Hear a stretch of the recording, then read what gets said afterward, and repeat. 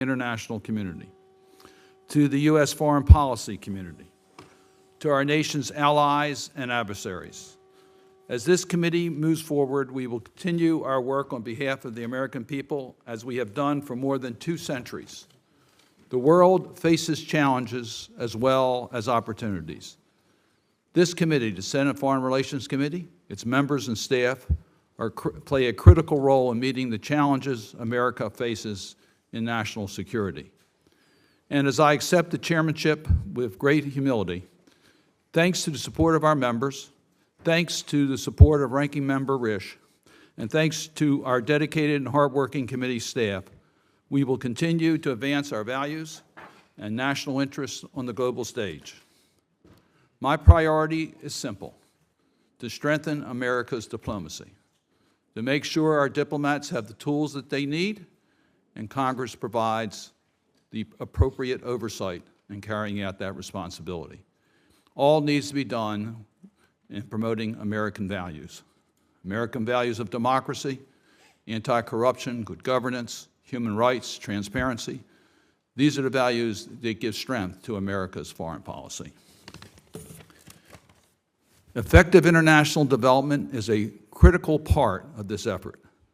The American approach to entrepreneurialism, with individuals building businesses that contribute our shared economy, has fueled much of this country's success.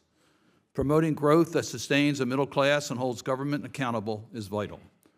Over the decades, we have experimented with different ways to make economic diplomacy part of our efforts abroad. From the Marshall Plan to loan programs for women in rural areas to purchase cattle, we have different tools in different contexts. But we know that economic development and finance are essential for stable economies. And stable economies lead to stable countries, which lead to prosperity and security for all. So today, I'd like to hear about how the Development Finance Corporation, the DFC, is fulfilling its mandate. It was established in 2018 by the BUILD Act, which I know many of our colleagues on this committee worked tirelessly to get that done. This is the first hearing the Foreign Relations Committee is holding to look at how you're doing and what we need to consider as the authorization comes up for renewal. So, Mr. Nathan, I want to welcome you to this very important hearing. From West Africa to the Western Hemisphere, DFC's loans, insurance, and investments make a positive impact on development, on energy and healthcare, on technology and innovation, on women's empowerment, and addressing the climate crisis. I want to commend the work of the DFC. You've improved energy security with gas investments in the Kurdistan region of Iraq. You made telecom networks more reliable in the Gambia and Sierra Leone, and you strengthened conservation efforts through the Blue Bonds in Ecuador. You are helping secure global solar energy supply chains and investments in India. Your work harnesses renewable sources, and you do so without forced labor that we see in the People's Republic of China. The kinds of investments and development models that the DFC champions are what makes the United States a better partner in comparison to China's debt trap diplomacy efforts. As we consider the reauthorization, we need to continue to make sure that the United States remains a preferred investment partner. We need to make sure we have the tools to match our allies' capabilities, and with that we are good stewards of the taxpayer monies.